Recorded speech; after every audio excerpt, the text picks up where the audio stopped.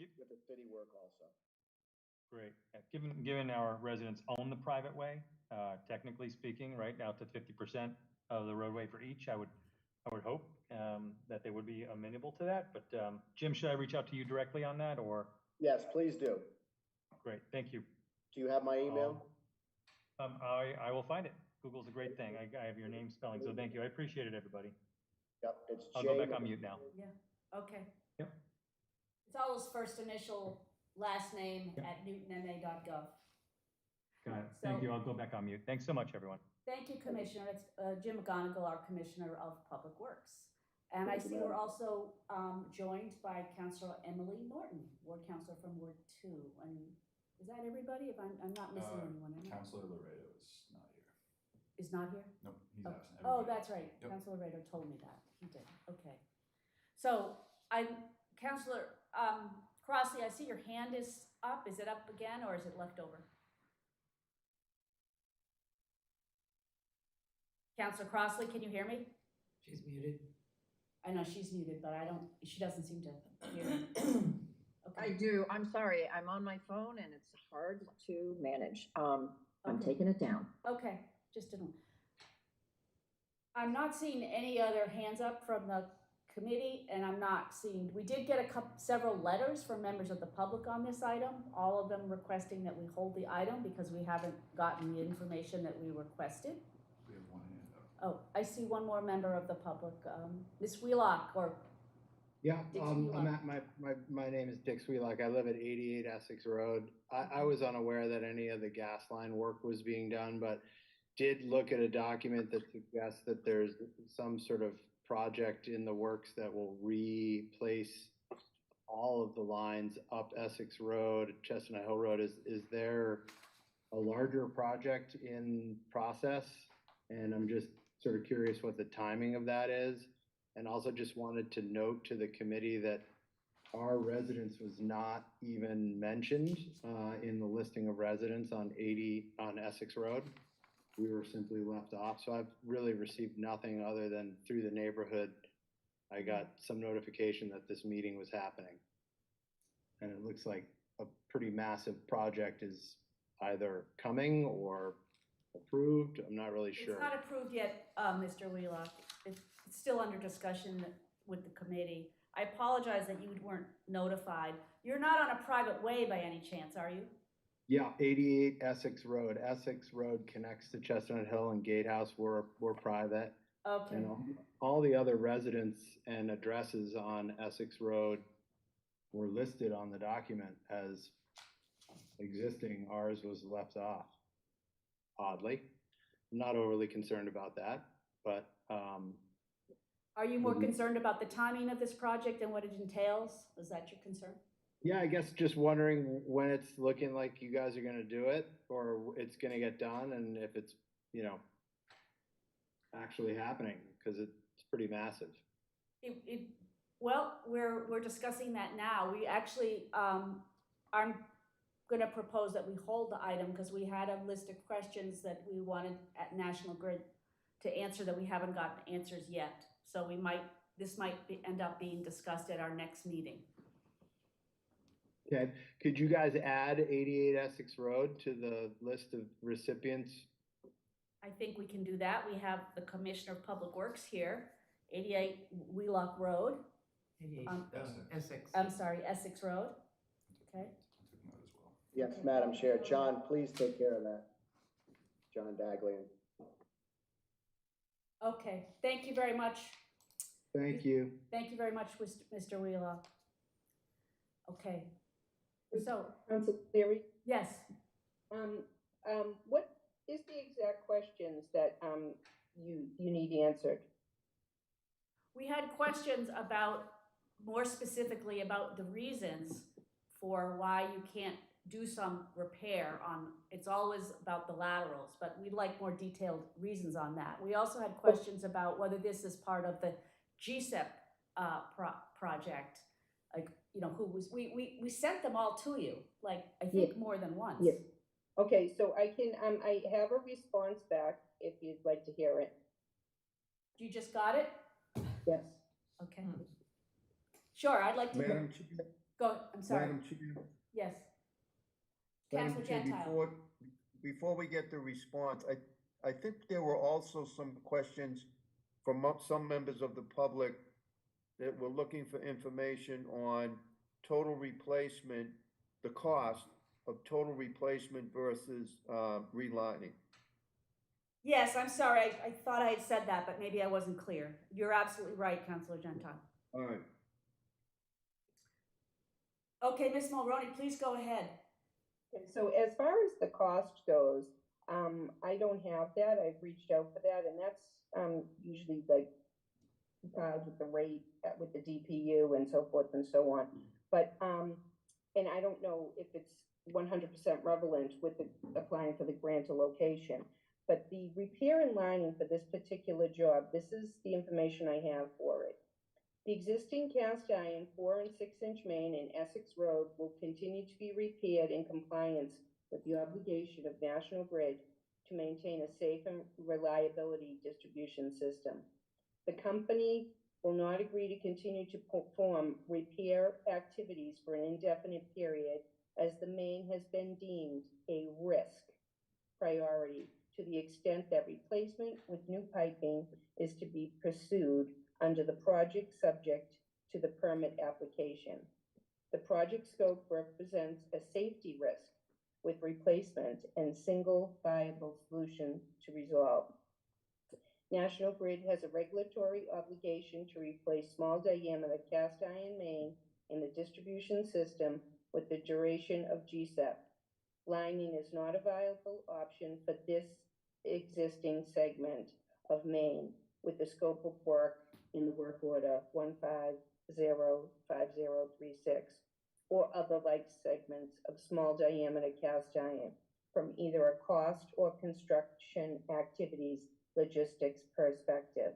The existing configuration of gas main has a high concentration of service laterals that would prohibit a system-wide shutdown that would be required prior to application of the lining material.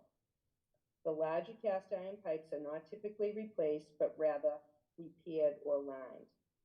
The following is an excerpt from the company's thing. Identification, evaluations, prioritize of distribution, main segments for replacement for free reference to work type selection methodology.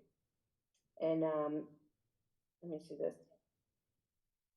The additional costs for information requested is not part of the grant of location process. That's what I was told. And that's the information that I have. Okay. It would have been good if we had gotten this a little bit ahead of time. Your first sentence was talking about repairing, how you decide on whether you're going to repair. Well, it was with the small diameter pipe, we don't, well, if we're repairing the system, they deemed, the engineers and the gas professionals have deemed that that neighborhood is in high risk of gas leaks. So they want to go in and they want to fix it. There's a small section that's in the city of Newton, the rest is all on private property.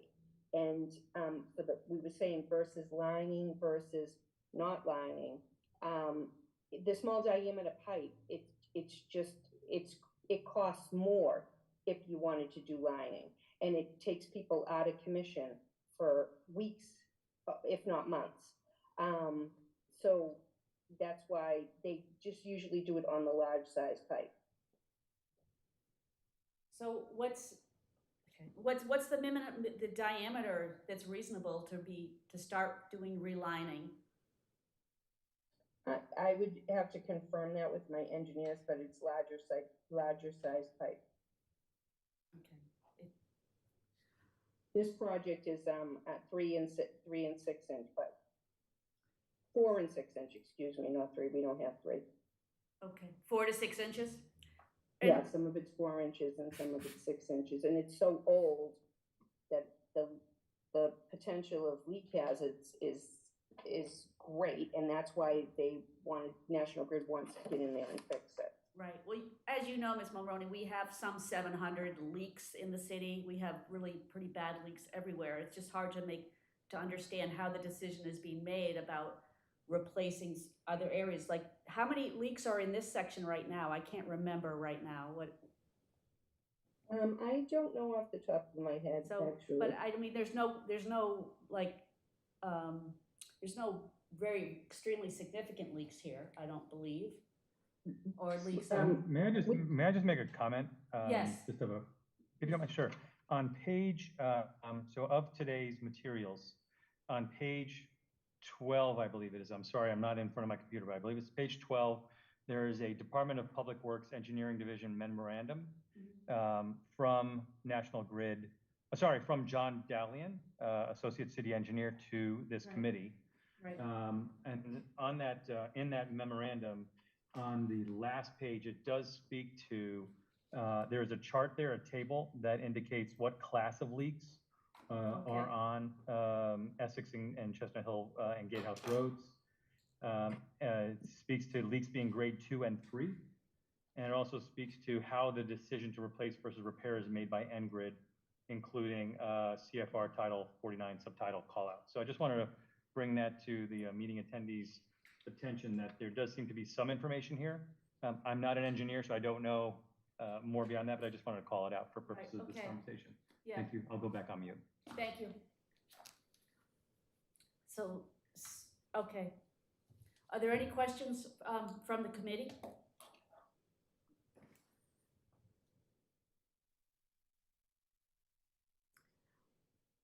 I'm not seeing any hands up. Could I get a motion to close the public hearing?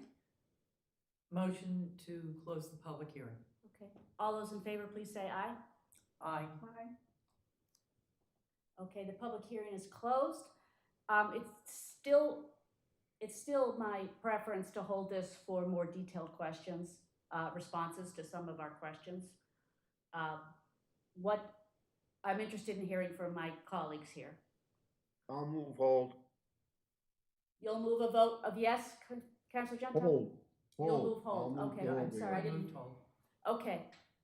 There's a motion to hold by Councilor Gentile. All those in favor, please say aye. Aye. Are there any abstentions? Any nays? Okay, we'll hold this item and I'll work to make sure that we have more complete information because I don't want to have to hold it again. I'd like to make a decision on this, not hold it indefinitely. Thank you very much. Go on to our next item.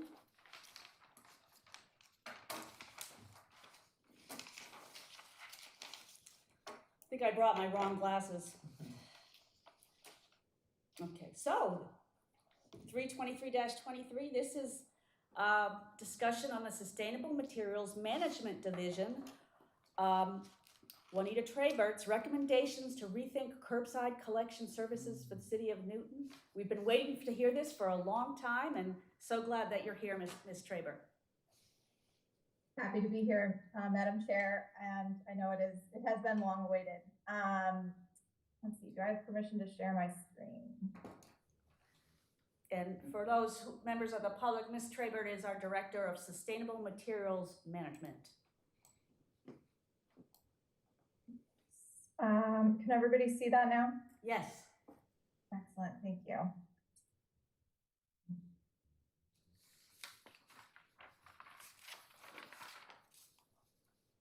Okay, so I will try to be brief at the start of this and then get into the recommendations that are included in the report that was made public last Friday.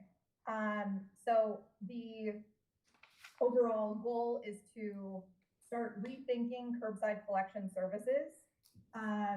And I will get into why first, and then we'll get into some of the recommendations from, well, all of the recommendations from the report.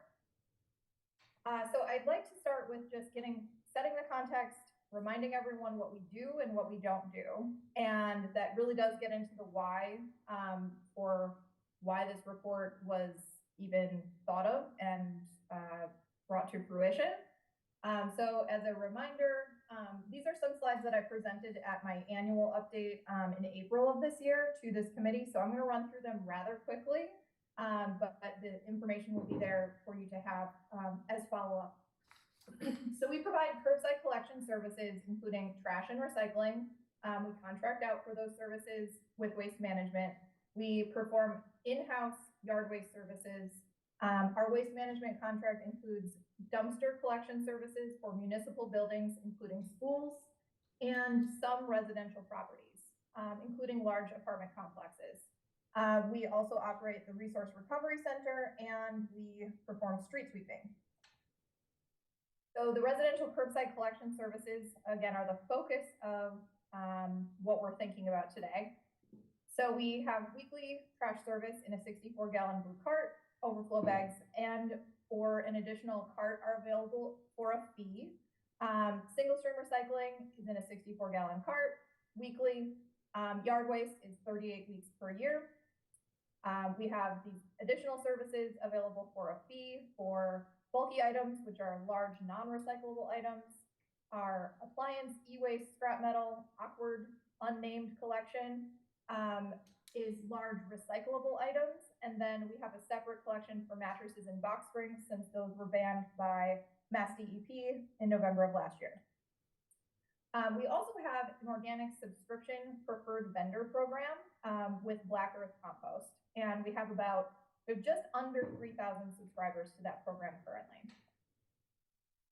So in the past, the city has made efforts to reduce its waste through these curbside collection services. The most noteworthy change happened in October of 2009 when the city implemented the automated cart system citywide, and it had done a year-long pilot program before that for select neighborhoods.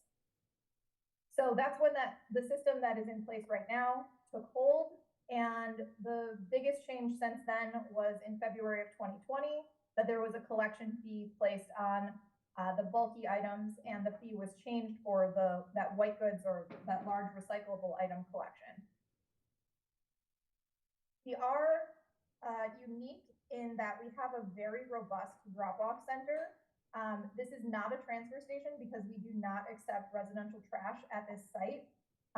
However, we do accept over 25 material streams for residents to divert additional materials. We hold more household hazardous waste collection events than any other community in the state. And we are one of a handful of permanent household hazardous waste collection locations. We hold 2 annual document shredding and drug take-back events, occasional latex paint recycling events, and then we now collect yard waste at the drop-off site, and mattresses for a lower fee. So I'd like to remind everyone where our trash and recycling goes. Where is away when we throw things away? Our solid waste goes to a waste-to-energy facility called Wheelabrator in Millbury. And in FY23, it was 16,714 tons. That's actually our lowest tonnage on record, just declining below numbers from pre-pandemic times. Our single-stream recycling is processed at the Waste Management Avon Materials Recovery Facility, just over 8,000 tons in 2022. Actually, I believe that's FY23. I'm sorry, I didn't update that. Yard waste goes to our Resource Recovery Center.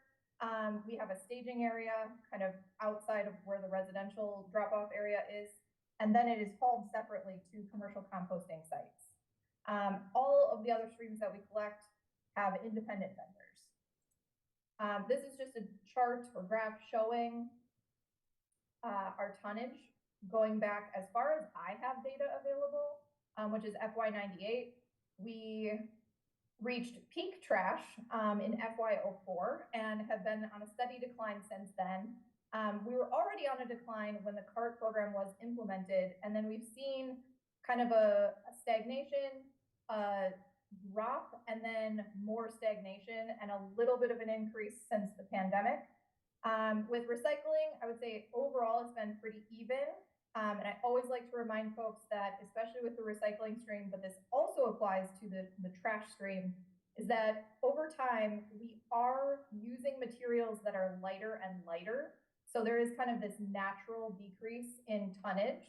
And we don't have a good measure as far as volume. My suspicion would be that volume would be about the same or increased because we're collecting more material, but it weighs less. So I want to talk about what is in our waste stream. This plays into some of the recommendations that I'll get to later. So from a waste disposal composition study that was performed by a contractor hired by Mass DEP, specifically at the facility that Newton's trash goes to, the Millbury Wheelabrator facility. Here's a chart showing what the stream is made of. And most notably, the largest item on this pie chart is organics at 33%. So it just represents something that could be pulled out of the waste stream and should have more attention paid to it. I mean, certainly Newton has already moved in that direction. I would also make the argument that paper and plastic are also pretty high amounts. And we have found in these composition studies that there is a sizable amount of material that is recyclable that still ends up in the trash.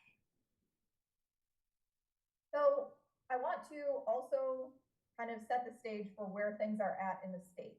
So there is dwindling disposal capacity in Massachusetts. This should not be a surprise, but it's worth bringing up each time that I speak to you all. So Mass DEP has a master solid waste plan, and they do one every 10 years. Their goal was to reduce trash disposal by 30% for the 2020 plan. The actual ended up being 16%. And for the 2030 plan, the goal is to, again, reduce trash by 30% in 10 years and 90% by 2050. Also, Mass DEP has been paying attention to the landscape. In 2019, they hired a consultant to perform an analysis regarding waste capacity. And although everyone had suspicions and there was kind of data strewn about, this report really put everything in one place. And so it quantified the dwindling capacity. And so it was found that there's limited and decreasing solid waste disposal capacity. That's across waste to energy facilities, landfills that take unprocessed trash, or really just a municipal solid waste landfill, and waste to energy facilities. So those are like the three options where trash can go. Right now, the solid waste combustion capacity is being fully utilized. And as these facilities age, we become more and more vulnerable or at risk for where our trash will go. Landfill capacity is expected or projected to decline to virtually zero by 2027. I think that mostly applies to what is currently permitted. So there will be some permit extensions. So it's not that we will end up with zero waste disposal capacity by 2027, but there are no new facilities on the horizon. And I think we all know that that's not likely to change. So the impacts that we've been seeing from the capacity shortfall already, because this is a very delicate, fragile system at this point in time, include when one of the facilities, any one of the waste combustors in the state, goes down for maintenance, planned or otherwise, what happens is that all the trash that goes there on a regular basis needs to go to one of these other facilities. And so you end up with really a traffic jam or a log jam at each of these facilities. And we have data from Waste Management. They've come to us when these instances have happened where trucks are waiting 2 to 3 hours in the afternoon in order to offload the trash that was collected from Newton. What that does is it extends the amount of hours that the drivers need to be out on the road. And so we own that problem. It's our trash. It's our contract with Wheelabrator. And so I just want to, again, raise that to everyone's attention. Our 20-year disposal contract with Wheelabrator ends in June of 2028. And disposal contracts, the longest terms that anybody is seeing now are 5 years. And other municipalities have seen increases by 40%, some cases 45%, following the ending of these long-term contracts.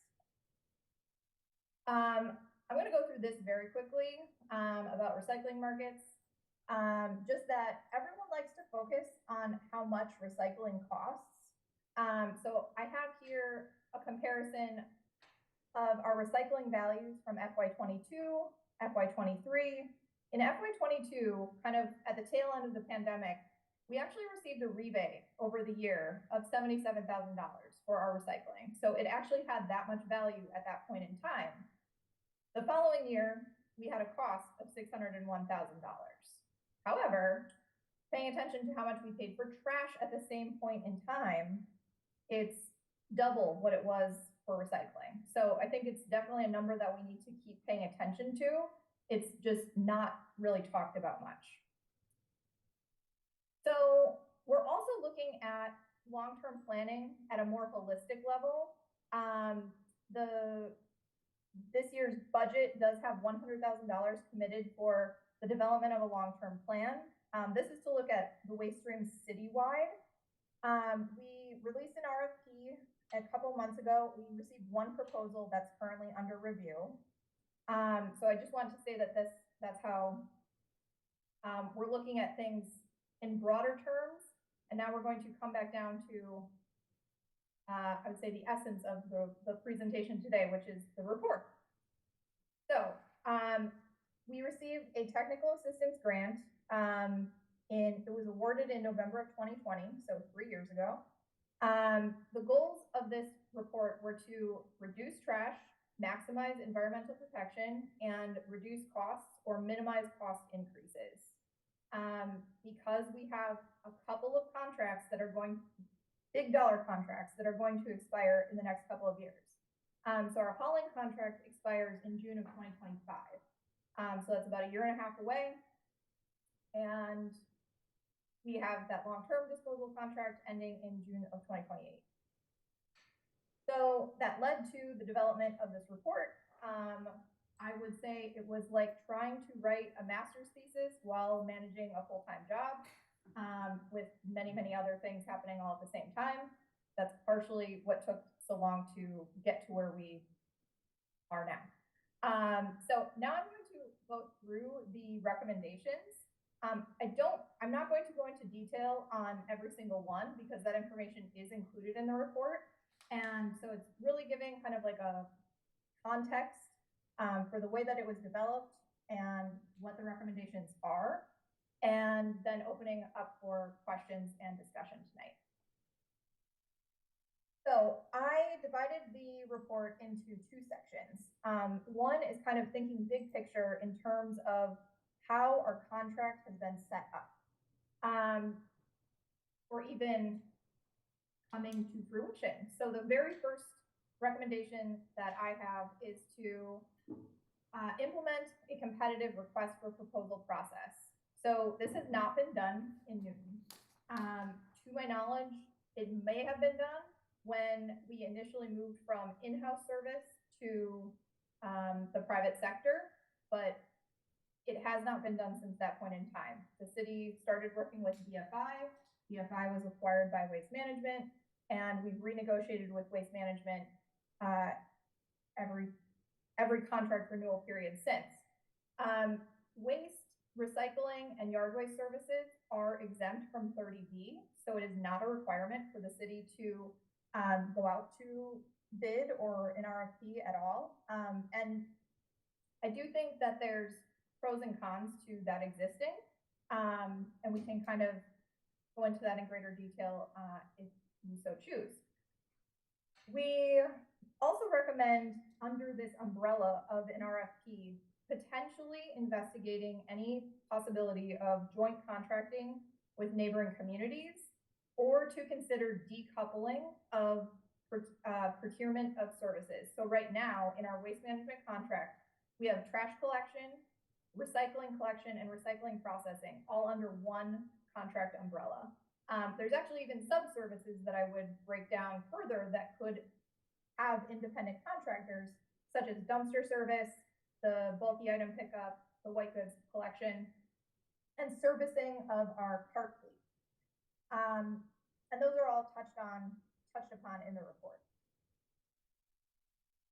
The second big picture recommendation is to consider language in a contract that would enhance collection or processing contracts with incentive programs, education clauses, and innovation clauses. This is a model where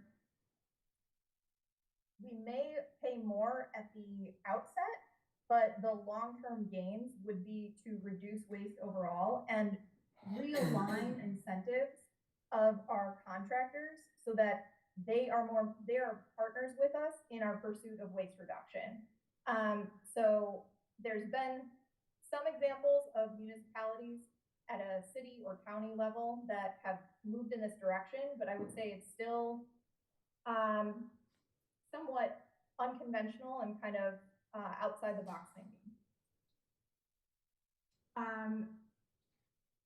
Recommendation to factor in the greenhouse gas emissions from residential collection services into the city's climate action plan, and to evaluate route maps to optimize for reduced emissions. Right now, the route maps, they've stayed the same for years and years. It could be something as easy as rebalancing, or it could be figuring out traffic patterns, and there's a lot of technology available now to look at routing and minimizing and optimizing for reduced emissions.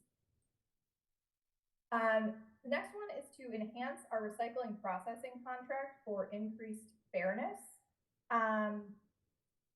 What we want to be able to do is only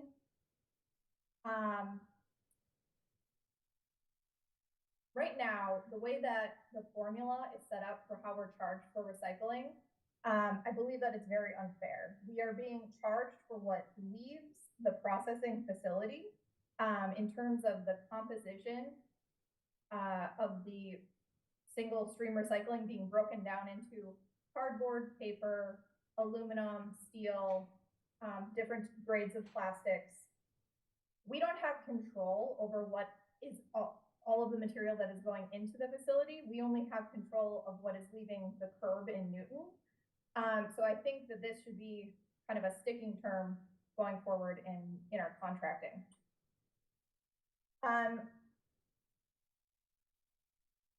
Updating the recycling and trash ordinance to clearly define who receives city collection services. It's interesting.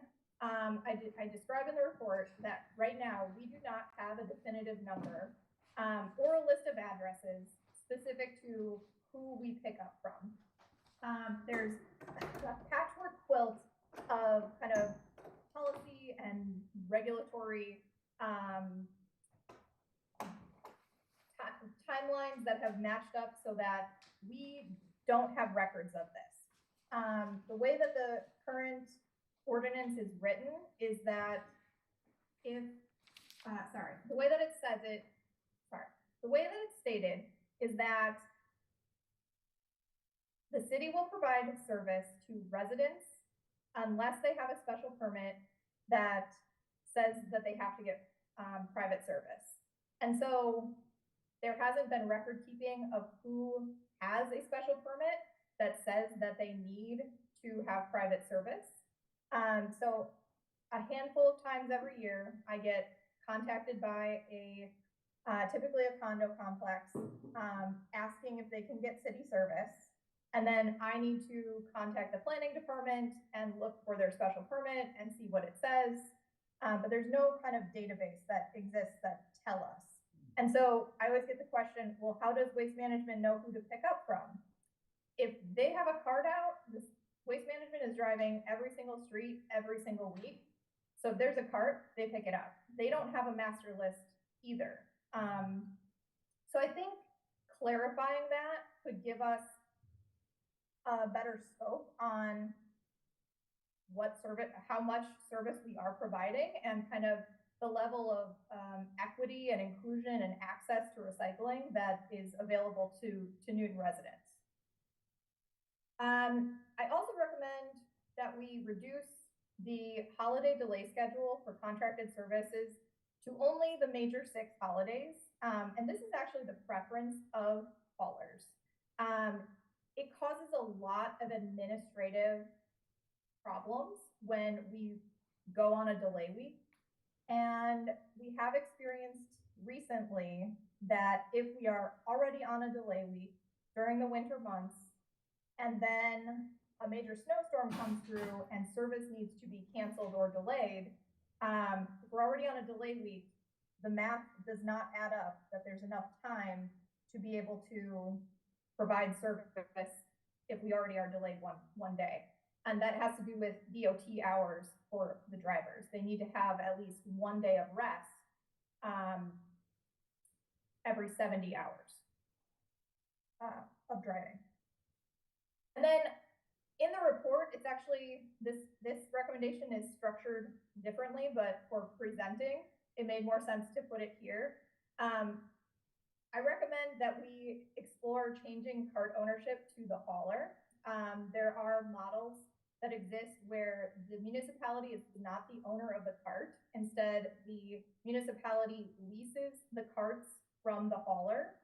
And the reason that I think that this is advantageous is because we have experienced high costs and kind of unexpectedly high costs on managing our cart fleet.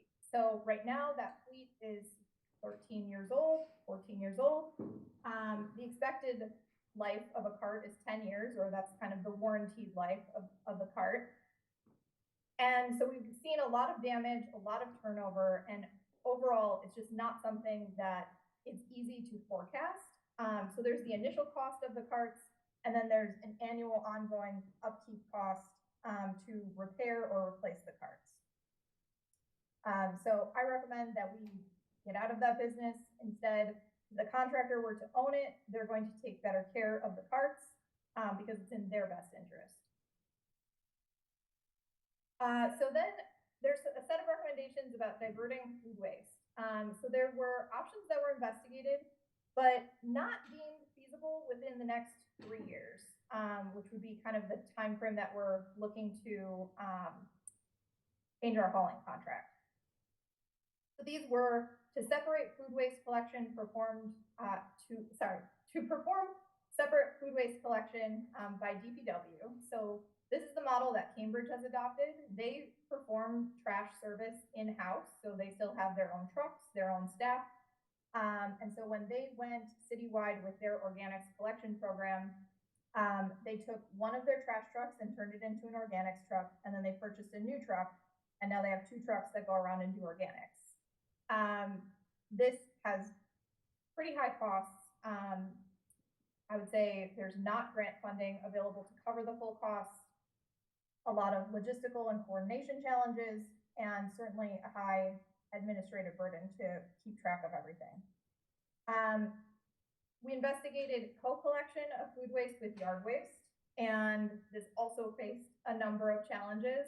I did find models that other municipalities or districts have used for this, even those in moderate or temperate climates where they experience winter and they kind of pause service. So that is included in the report. But right now, I would say it's pretty outside the box, especially even from like a regulatory perspective. And we, of course, would not want to attract rodents or seagulls, I've heard, is an issue as well. And then we looked at phased opt-in contracted curbside collection service. But this really has a high price tag, and it's difficult to start planning and understanding what the financial forecast would be to scale that up.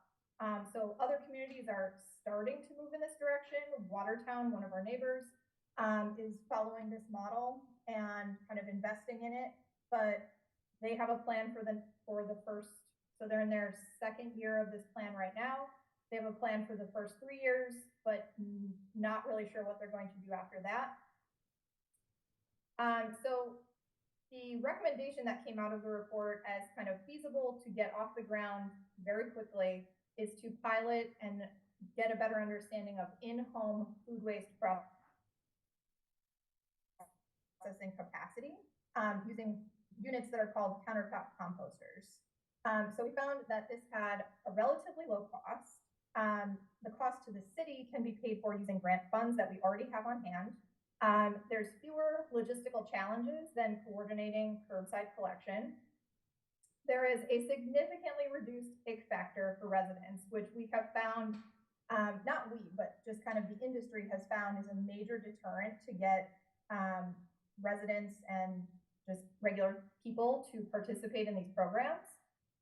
This has a relatively low carbon footprint compared to sending a truck to everyone's house every week. And it has a low administrative burden to pilot the program. And if we were to adopt this as, you know, one of our prongs of our strategy, it would fall in line very similar to the way that we currently, the city sells compost bins at a subsidized rate. And so we kind of already have a framework for how to do that. Some of the cons of this that we identified were it's a less convenient or non-traditional option compared to curbside collection, where residents are kind of accustomed to just setting something out. It has a couple of different steps, not necessarily more steps, but just different. There is a residential cost, so an out-of-pocket cost to get started. And there would be a minor ongoing cost of electricity to use these units. It has been deemed feasible to launch a pilot program within 1 year.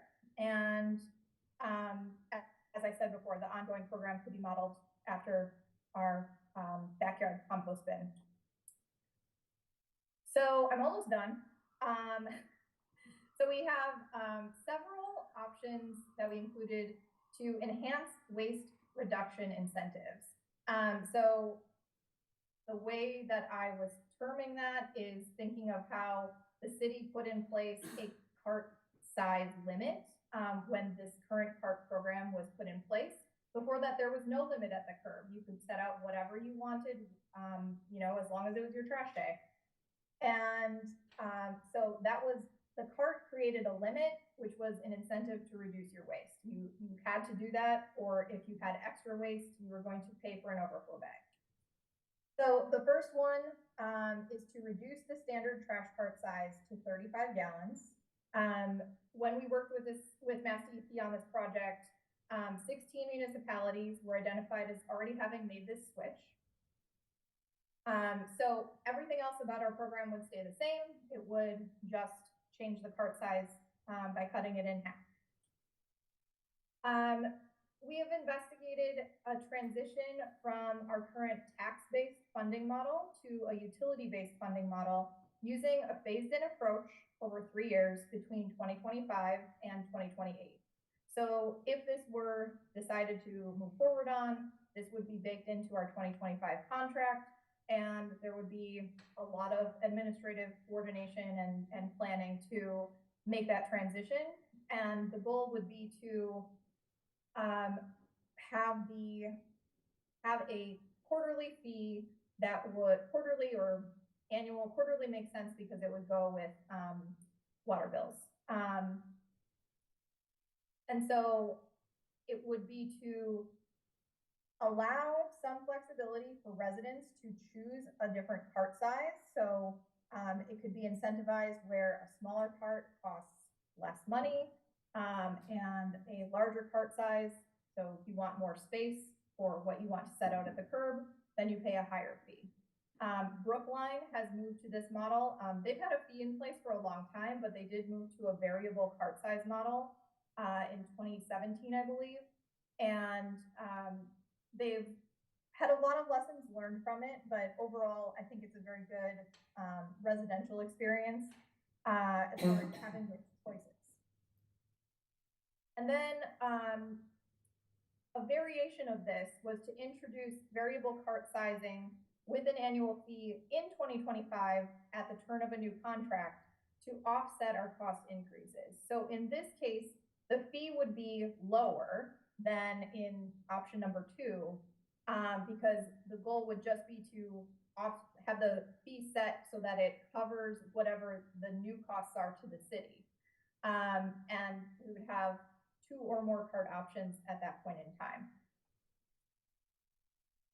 So at this point, I will take questions and allow Madam Chair to decide on discussion. Thank you very much, Ms. Trebert, for that very excellent presentation. Much appreciated. I know that was a tremendous amount of work, and I'm very grateful for your efforts on that. Thank you. And your participation, of course, with the Sustainable Materials Management Commission that's also been involved. I think we do have some members here from them. Yes, I see Alan Gordon here, and I'm hoping our chair, Sunwoo Khan, of the commission is here as well. So I just want to acknowledge them. So I see some counselors' hands are up, so I'm going to start with questions. I see Councilor Norton, followed by Councilor Kalis. Thank you, Madam Chair, and thank you always, Juanita, for a fabulous job and a really clear presentation. We are so blessed to have you.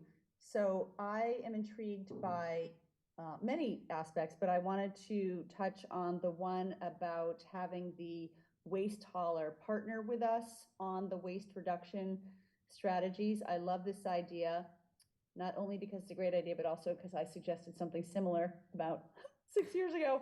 And the model the only reason I suggested then is because from my work in energy, we decoupled the energy electricity I'm probably saying it all wrong. I didn't get much sleep last night. When we deregulated our electricity markets, right, the way it had been is for Eversource or National, whatever they were called back then, Northeast Utilities, they used to make more money by selling more electricity. And with this deregulation, they didn't. We regulated how much money they could make and actually did it in such a way that we financially incentivized Eversource to invest in energy efficiency, which is actually really smart. So that's the only reason I wondered if there was a role for waste management who's close to our waste and close to our habits, if they were financially incentivized to actually reduce the amount, because right now I assume they make more money when they have more waste to pick up. If there was a way, it's a little bit different in that it's going to be hard to reduce. There's only so much power we have over packaging and just a lot of things that you really need to buy aren't easily reduced in terms of moving to compostable and all that sort of thing. But to the extent there are things that we could do and are things that our waste hauler could educate folks on, that would end up, meeting our solid waste goals and dealing with the landfill limitations and so forth. So is that what the idea is, to have them partner in that way? Yes, it's to realign the incentive structure. I will clarify that in our existing contract, when it doesn't actually matter how much trash we generate, waste management does not make more from the contract if we generate more waste. It can harm them in that if we were to, say, suddenly generate 5,000 extra tons of trash, they would be legally bound in our contract to add another truck. So right now it's I would say devised so that they want, it's aligned at least with our current incentives because they've bid the contract on a certain expectation of trash tonnage. But I think there's a lot more that could be done here to realign those incentives and to actually incentivize waste reduction as opposed to kind of the status quo. There was a presentation at the Mass Recycle Conference in March of this year from BU, and their recycling coordinator presented on a new contract that they have. Their contractor is Casella, and they really restructured kind of how their waste services are being performed, and they split it into phases. And so what they really wanted to do is start getting more data and understand kind of a better perspective of where they were even at right now. But the interesting thing that they baked in was a full-time staff person that was on site at BU to handle all of these kind of, I would call them minor, tiny little fires that happen in a day. And part of the reason that they did that was just to have someone from the company that would handle those issues, so that it freed up the staff time to work on like higher level projects. And I can certainly relate to that here in Newton. We have an amazing customer service team and system with our 311 platform. However, on a daily basis, I get pulled off of kind of these higher level, bigger thinking projects to deal with, you know, an escalated issue with missed trash pickup or something along those lines. So I thought that was a really interesting kind of take on how to rethink the contract and how staff time is allocated and things like that. And so what the staff time has been freed up to do is to maintain this dashboard, and they included in their contract all of these different metrics that they're required to get on a regular basis. And that's just phase one of this shift in their data tracking and kind of, again, realigning of incentives. Did the BU study with setting one person aside to handle the smaller things, did that also model reducing the city council size from 24 in order to reduce the number of calls and emails you were getting? I mean, maybe they should not, I don't know. That might be in phase two. Maybe that's, okay, I'm, you know, I'll tune in after the fact for that one.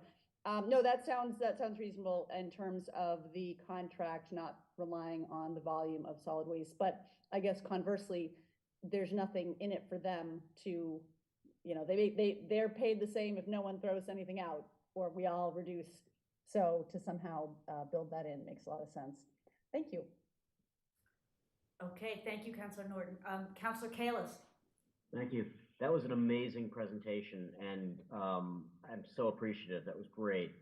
But what do we do now? I mean, I kind of look at everything and I'm like, yeah, do it all. But, so how do we break it down? I mean, I think that DPW is going to be deeper diving into a lot of these. And I think it'll depend on some timing. If we do get serious about doing a request for proposals, that would be very early next year. And so that is only kind of right around the corner. So some decisions need to get made quicker than others. And,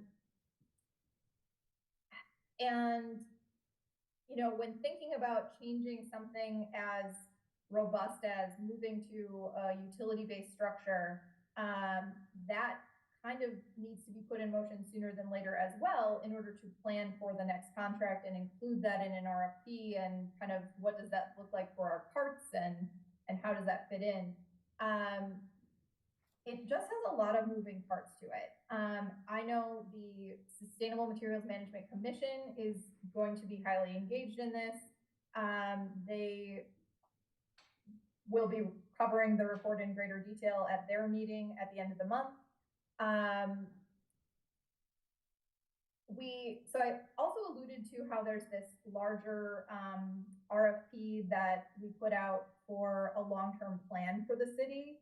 And that does have a couple of resident engagement components. I don't know if the timing of those components are going to align with if we decide to go out for an RFP. But that's another option. And I think we do need more input. That was really kind of the function of getting this report out. And definitely the intention of getting it out much earlier than it did come to fruition and get finalized. So I don't have all the answers there, but I'm trying to figure it out piece by piece. But we do need input on kind of what options are workable, what options are not workable. I would say certainly from constituents, it would be of interest to hear and kind of get that feedback to take into consideration. Yeah, I think, you know, and I don't want to ask more of you, but there's like 4 tracks of different things that could happen, and you need to to kind of put down timing on all of them, working backwards, because so many of them might have those long lead times, just so you have it all kind of captured when this one needs to go out to the public, when this area needs to go out to the public, or maybe they all go together.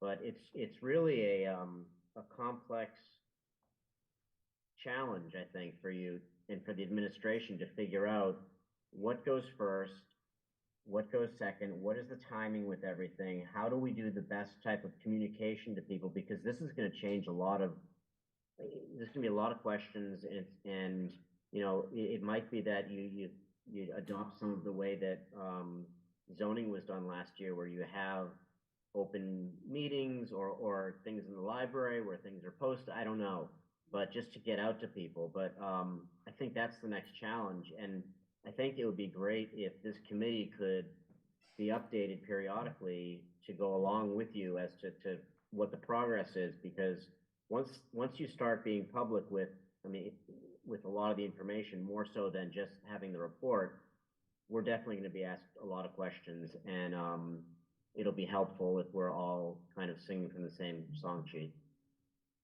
Yeah, I agree with that. I will say that if we move forward with a request for proposals, there's been a lot of engagement from Mass DEP on municipal contracts and kind of,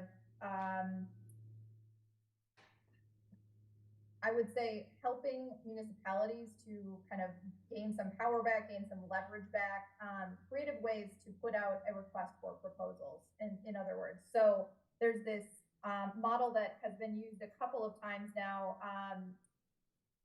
and I refer to it in the report, actually, the town of Bedford. So what they did is they put out an RFP that they described more as like a menu of services. And so it was a strategy to entice callers to submit a proposal in whatever variation. So they were looking for pricing about curbside organic service. They were asking for pricing about their trash disposal, getting pricing for one or more of those services, and kind of putting it onto the hauler to come up with a creative solution for that. So I think if we move in that direction, and again, that would be kind of right around the corner, that's a good strategy for us to start understanding what pricing would look like for different models. And so if we can make it as elaborate as we want to, but then we'd have to dissect, 18 different plans from each vendor. But we could put several variations on it, and then it would be up to the haulers to come back to us and say, well, I see this as being realistic for my business, and it would cost this much. And so that would be very telling to us as well. Thank you. Again, thank you for this report. It's fantastic that we're ahead of this. Okay, thank you, Councilor Kalis. Ms. Traver, your report it's quite a lot to unpack, and we're not going to be able to do that this evening, particularly since we have 3 items to still discuss, and one of them is particularly substantial. I have a lot of questions too, but I am going to save my questions to bring them up for the Sustainable Material Management Commission, which I plan to attend. What did come, really struck me was the 33% of organics food waste, heavy wet food waste that's going to be burned, and with costs, we don't really know what the costs are going to be by 2028, or we know earlier, obviously, because the contract ends then, and we'd have to be planful before June 2028, what that would look like. But with our landfill capacity going to 0, and as you said, no really viable options for our trash, keeping it in-house in terms of the state of Massachusetts, it's all being shipped now to other states. It worries me what the cost will be to the city, and that absolutely waste reduction and figuring out a way to get organics out of the trash seems to me to be the low-hanging fruit. But I want to ask for an answer to this evening, because we do want to get on. Our Commissioner of Public Buildings is in the wings waiting. But I'm very appreciative of your report, and I will ask you at some point to come back and give us an update at the appropriate time. And meanwhile, I will follow it with the Sustainable Materials Management Commission, the end of the month and going forward. So thank you very much. So could I get a motion? One moment. Ms. Khan, I see your hand is up. Yes, I'm sorry to raise my hand so late, but I just wanted to urge counselors to please take action this time around. In the last contract 3 years ago, the city really did not make very many changes. Our costs did go up at that time, and it's almost guaranteed to go up again this time. So, you know, we need to move fast, and we need to move in a dramatic way and really try to keep costs at bay. So I urge you not to let this just, be forgotten. Thank you. Thank you, Ms. Khan. I share your sense of urgency there. Did you have a question? I did, yes. Councilor Danvers. In the interest of time, I'm going to keep this very short. My two topics were organics and paper, and Chair Leary brought those up, picked those out at the also. At 33% organics, it seems to me that one of the things that we need to do is to come up with a way that we can encourage our residents to compost, whether they compost it at home or whether we have a pickup program. And my question about paper, if paper is 19%, I assume that that includes cardboard. Do we make money on paper and cardboard, or do we lose money? So it varies. All the commodity pricing changes quite dramatically, even in short periods of time. There could be upswings and downswings. It's been extremely volatile, especially since 2018 when the China National Sword policy was put in place. We currently, I had a resident actually recently ask me about this, so I had dug into it. We are currently receiving a very small rebate for the cardboard that is collected from Rumford Ave, because that's just separated clean cardboard. In our single stream formula, it's the way that it's factored in, it's not, I mean, everything is separated out by commodity, but overall, right now, the value has been negative. That's why there's a cost. Okay. So it's not covering the cost of the processing right now. Okay. So we're not receiving a rebate for our single stream recycling as we had last received that in July of last year. That's the last time we had a positive number there. Okay. And so I think that with the increased packages that people get and the increased amount of cardboard that produces, we need to find a way to work with higher ups, the state or the federal government even, to make companies be responsible for the packaging that they produce. And I'll leave it there. Well, I will chime in with one little small anecdote that I am very engaged on that issue. That policy mechanism is called extended producer responsibility. It's under the umbrella of a term called product stewardship, and I lead the state's product stewardship council. We right now are focused on materials that are, I would say, a smaller stream, kind of a smaller fish to catch. We're focused on getting the paint stewardship law passed because right now Massachusetts is behind all of our neighboring states. Every single one of our neighbors except New Hampshire has at least 6 of these laws in place. Maine was the first state in the country to pass a law that is exactly what Councilor Danberg just described, where it's going to require manufacturers of all of the packaging that enters our homes, from things that we buy on the shelf,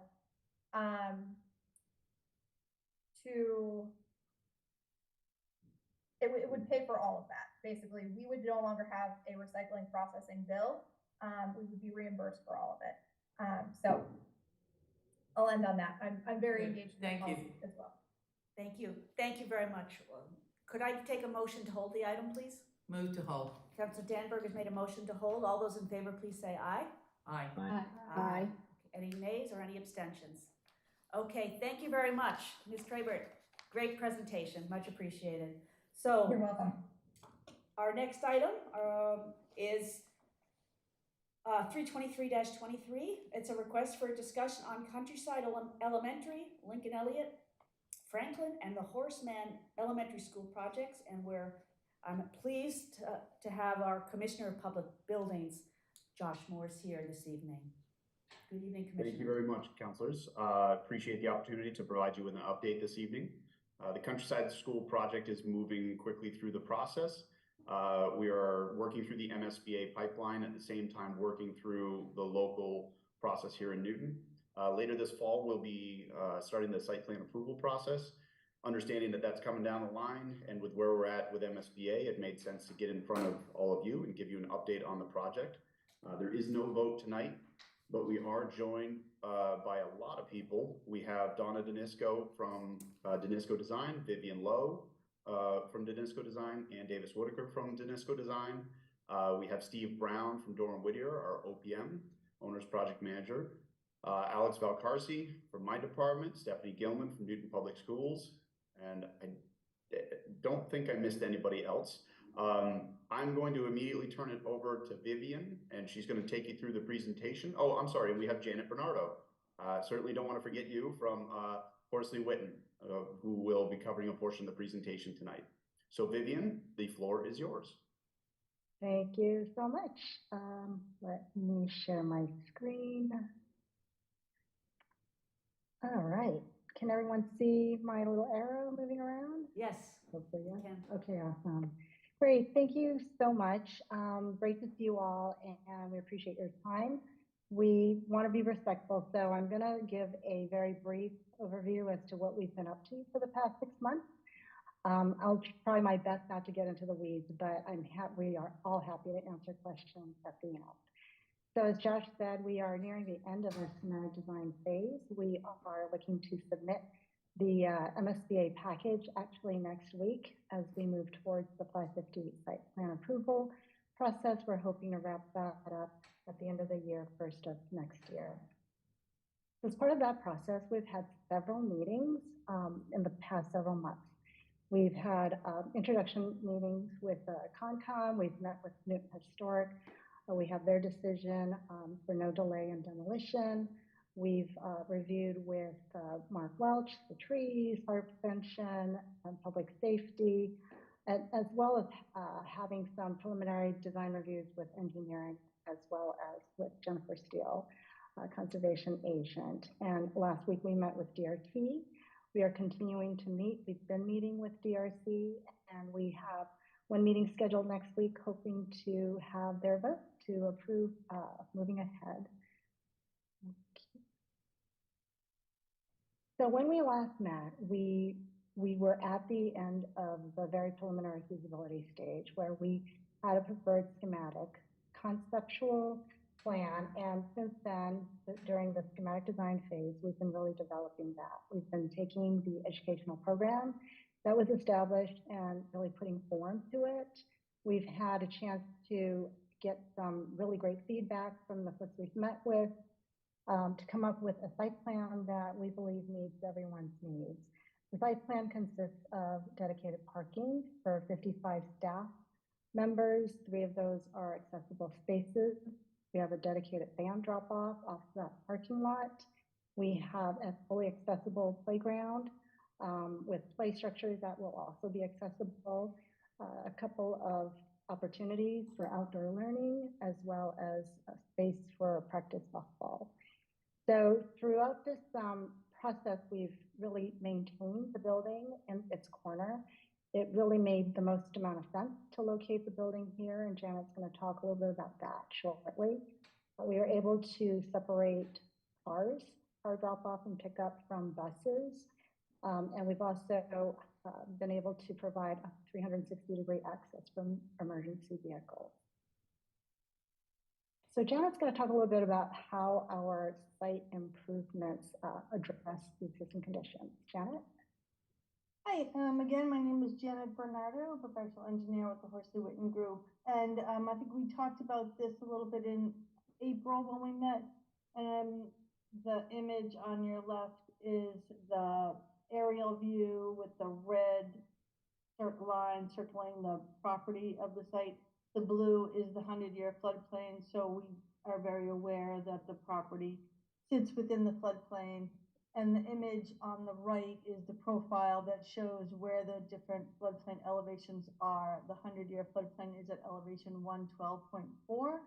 And as part of the design process, we have decided to make the most sense. We would put the finished floor elevation, the lowest floor elevation of the building at 114.5. The next slide. So we have to prove that we are providing compensatory flood storage for any changes of the ground surface. So basically the area is whatever above the ground. So we have to show on a foot by foot basis what that would look like. So under the left-hand side is existing conditions. You can see at the bottom left corner, it's a darker blue color. That's the lowest area of the site. And on the right-hand side is the proposed conditions. And that same area is the wetlands in that lower corner. And that doesn't change because we're not changing anything in the wetland area. But the various blue shades as you kind of go up the site show every foot increment. And as those change, we are having to prove that we are providing adequate compensatory flood storage. It has to be equal foot by foot, and we are providing a little bit more on every foot elevation that we're showing. So that is kind of our charge under the Wetlands Protection Act, and this is the demonstration to how we show that we are able to do that. And then next. Well, and we also want to call attention to the fact that we actually increase the amount of. We are increasing the whole flood storage, and as you know, the design is tweaking a little bit. The numbers might tweak a little bit, but we will be providing more than is presently on the site. So we will be providing more flood storage on a foot by foot basis. And under existing conditions, the stormwater of the site is basically kind of contained by some catch basins and drain pipes, and it discharges to either the intermittent stream that's at the top of the screen or South Meadow Brook, which is on the left-hand side. There's no real retention or water quality provided in the existing site conditions. And so we are planning on providing significant improvements to the stormwater management. There is an existing drain pipe coming down from Dedham Street north. Yep. And that's an existing drain pipe that's taking their runoff from the Dedham Street north, and it goes into the intermittent stream that's at the top of the page, and that pipe will not change. We are keeping it exactly as it is. We're not adding anything to it. We are continuing that flow that comes from Dedham Street. The yellow on the site on this plan is the parking lot, and that will be porous pavement with a reservoir beneath it. So any of the rainwater that falls on this pavement will immediately go into the surface, into the below crushed stone that's below the surface, and continue to go into the groundwater and into the groundwater, and replenishing the aquifer is the intention. If it's a particularly fast rain event, the runoff will go off the site into a grass swale that's also on the north side of the site, and the north side of the page, and that will flow downstream towards a forebay. That will be, the runoff can go from the parking lot or the grass swale from the forebay into the pollinator bioretention area. So that will be a small depression. A bioretention area is a depression that has plants in it, and that will be able to overflow into an existing drain pipe. The second existing drain pipe is a blue dashed line that also has a head wall that goes to the intermittent stream. And so any runoff basically coming from that portion of the site, the playground will also be flowing towards that bioretention area. There's additional storage beneath the purple play structure that has an under drain system. But that portion of the site basically will be flowing, captured significantly. Most of it is contained and going into the ground, and any overflow will go out the existing head walls and through two existing culverts that are underneath the drainage, the walkway, the path that goes from Andrew Street. There's a path and there's two culverts that will be cleaned out as part of the process. The roof runoff there's some trees, some large trees that are being protected. There's going to be two dry wells that are at the base of those trees, and in a lightly depressed area. It just has maybe a foot of depth. I don't even think it has a foot of depth, but it has dry wells in it. And some of the runoff from the roof will be, a portion of the roof will go into that dry well system and infiltrate. If it were to overtop at some point, that depression overflows into the parking lot and will get absorbed into the porous pavement below. Another portion of the roof runoff will be directed towards a subsurface recharge structure that will be below the plaza. That red square is the recharge chambers. They are fully under the ground, and they will capture about 7,000 square feet of the roof runoff. And that will overflow, if it needs to, it will overflow to the rain garden that's just below that, and that has an overflow to Dedham Street East. So it'll be significantly improved from the water quality, and a significant amount of runoff will be recharged. The loading dock will have a catch basin water quality unit in the center of it to capture any of the runoff. We want to make sure that there's a good water quality structure in there, and then that will overflow into an infiltration trench that will be, we kind of call them out as tree trenches or shrub trenches, so to speak. They are full of crushed stone. With the top couple of feet will be soil, a soil medium that plants can be placed in, with the idea that the water that's coming into the crushed stone can help feed those plants.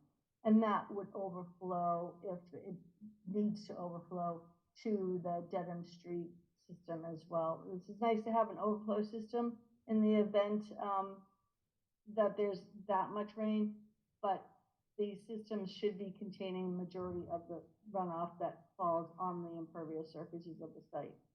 The remaining of the building will be discharging through a perforated pipe underneath the playing field, and that will discharge to an existing outlet into South Meadowbrook.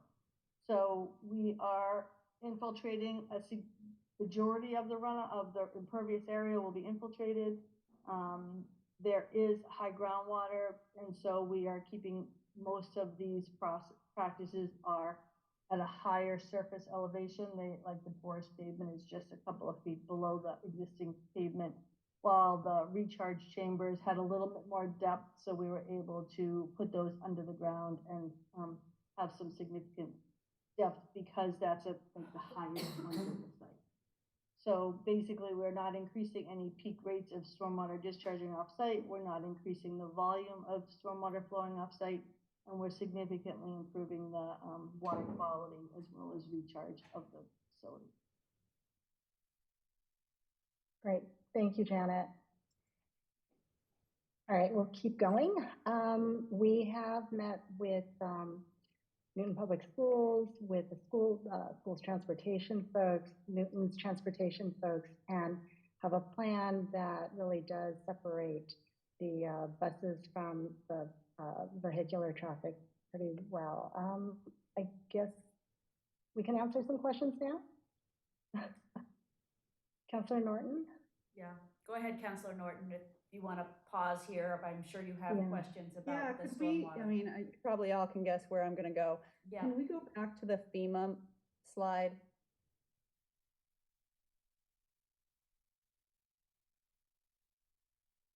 So do we have a slide showing actual flood zones, not FEMA, because FEMA is decades out of date? Well, FEMA has recently revised some of their flood maps, and this particular area did not change as far as FEMA was. They have not updated them related to precipitation. I've actually spent some time with FEMA staff. So it sounds like that's a no. That's a no. So a few points. Number one, with my day job, I work in the area of flooding, and Newton is a part of something called the Charles River Climate Compact. And one of the projects of the compact was to put together an updated flood model, which shows the entire area of this school site within the 100-year flood zone. And it gets much worse over time. You can put in the time frame, you can put in present day, 2050, 2070, and the blue gets a lot darker over time. That's one point. So I continue to believe that this is going to be a big mistake. We just saw what happened in the library parking lot, that we just spent $2.4 million in. We can put all the permeable pavers in that we want. When there's just more water and nowhere for it to go, then we're gonna see flooding. And having sat in on the Concom meeting where we saw a different rendering that showed where the flood zones are, again, the outdated flood zones, it included the play area, the parking lot, the wetland, which makes sense, and the drop-off and pickup area. So even from our own renderings with outdated data, we are planning for cars being inundated. Didn't show the abutting homes, which are also gonna have some problems according to CRWA's map. So I just wanna be on the record that I think this is a mistake. I don't think we should be rebuilding a school that floods in a flood zone. Thanks. Thank you, Counselor Norton. Counselor Kelly, I see your hand is up. Thank you. I'm trying to lower it. This may be related, and if this isn't the time, please, Design Team and Chair Leary, perhaps you're going to address this later, but while we're on this issue of, we know that we've always known that this is a very wet site, and we're just talking about stormwater, which is on the surface, but I'm wondering about what's below the surface, and I'm assuming you have, or you're going to do some subsurface testing, take some borings for both like the nature of the soil and where the water is. Janet mentioned that, you know, this is on a high water table site, and I'm wondering what you have found or what you think you're gonna find when you go down underneath, and will it be okay to structurally build on this site? And again, if you're going to address this later in the meeting, I just thought while we were talking about water, I would raise those questions. Vivian, do you want me to take that, or do you want to take that?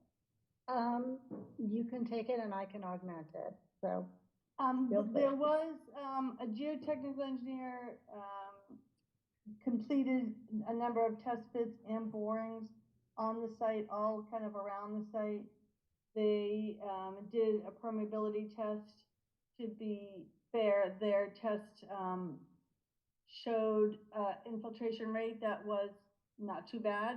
But looking at the soils in the soil logs, we decided to have a relatively slow exfiltration rate or infiltration rate, depending on how you're looking at it.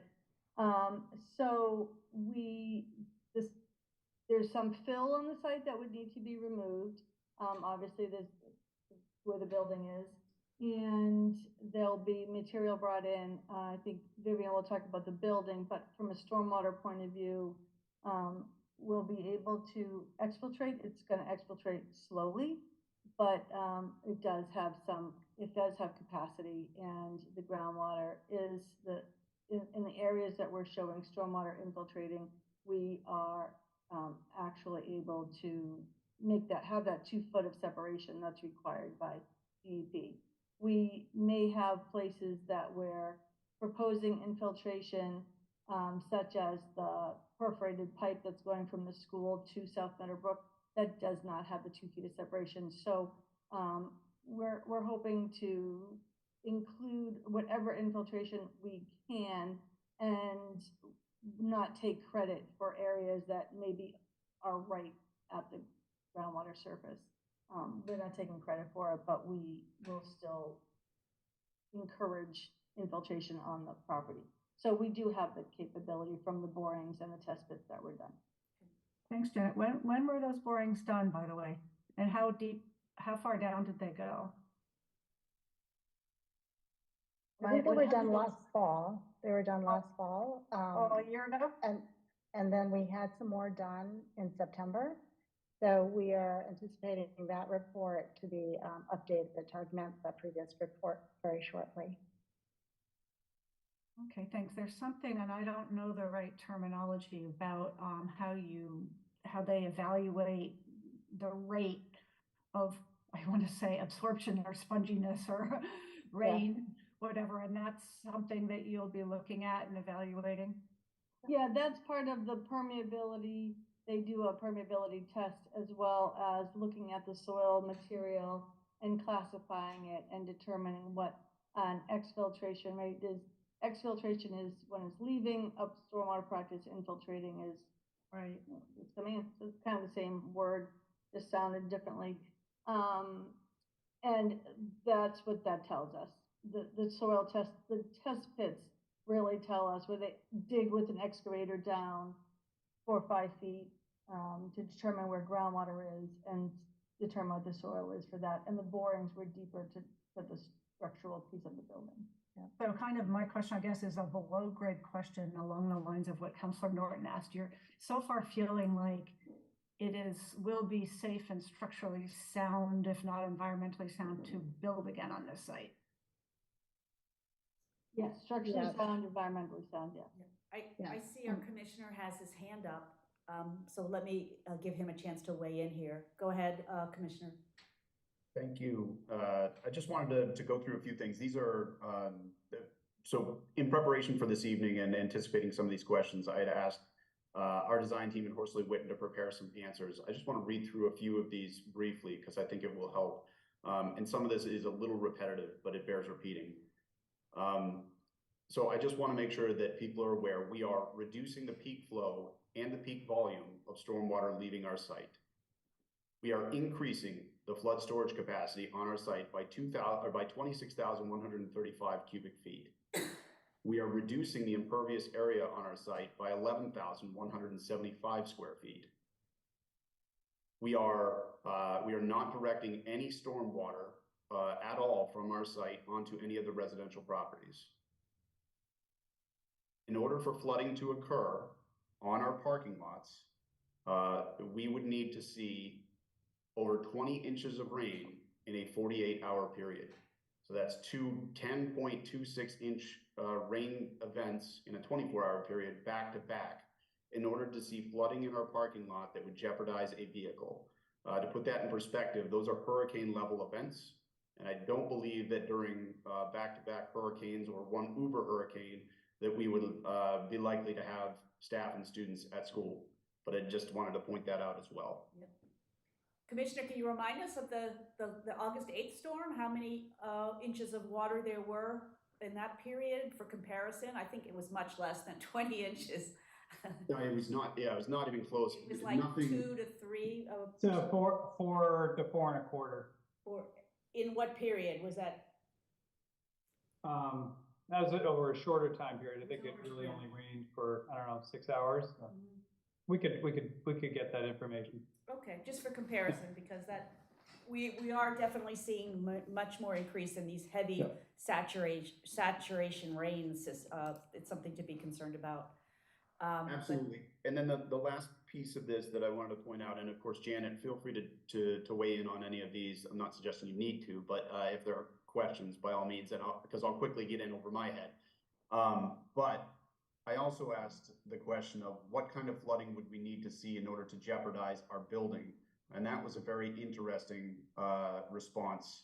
So I believe it was we would need to see something on the order of magnitude of 60 inches of flood storage in order to start to jeopardize our building. 60 inches. So I just want to point out the order of magnitude of what we're talking about with this site. And then from a high level, Councilor Kelly, your question about kind of the general site profile, as I mentioned in the previous meeting, this is very similar to our Zerva School site. The elevations are the same, the subsurface conditions are very similar. Actually, the subsurface conditions here are actually more favorable. But our approach will be very similar. We're likely going to be driving rammed aggregate piers and building our foundation up from that. Very, very common with site profiles like this. We've been working with our team. We're very confident that this will be a safe and secure building now and well into the future. Thank you, Commissioner Morris. That was what I'm getting at, like the subsurface conditions and safety of it. So I'm glad that you addressed that directly. Thank you. I see that committee members have hands up, so I'd like to keep it to this topic because we still haven't finished the presentation. Start with Councillor Crossley, followed by Councillor Gentile. Thank you. That was extremely helpful, Commissioner Morse, because it began to put into layman's terms a sense of scale here. And I'm going to suggest that the engineering is really interesting to me and all the different stormwater management components that you're employing and so forth. But it's hard to get a sense when you look at the FEMA maps, they're very scary. But the difference between what a 100-year flood map looks like and where that comes from versus rainfall, because they're not exactly the same thing, is hard to comprehend with respect to the measures you're taking to collect and deal with it. Very helpful to have some numbers on how much you're increasing the flood storage capacity and the amount of rain, that would be necessary to, go beyond what we're planning for. It would be good to sort of try to scale that against something that feels more tangible. You also said, I heard very clearly, you're reducing the peak flow, I assume from what exists now, if that's correct. And I didn't hear anything that helps me understand a sense of scale here. I'm very interested in this. I spent 11 years at Countryside School with my kids because they're 5 years apart. So I was there for 11 years. And I've been in that basement. The school is not quite at the lowest part of the site, but the basement is, Josh, correct me if I'm wrong, it's like 2 stories deep. It's way down there. Yeah, and it's had as much as 6 feet of water in it because it was really dumb to build that basement. Even then, it was really dumb. And no offense to anyone, but I'm sure nobody here had anything to do with that. But here we are at the highest elevation of the site and no foundation. You just described the piers, meaning you're going to displace very little of the ground relative to the building, relative to what the current building does. And you've got your first floor above the 100-year floodplain, which none of us have ever seen anything like that happen, not even close, not even, We're actually going to be above the 500-year floodplain. 500-year floodplain, thank you. Okay, so I understand why we might be skeptical about what those numbers mean, because a 100-year storm now seems to be happening every other year, at what's called a 1% storm.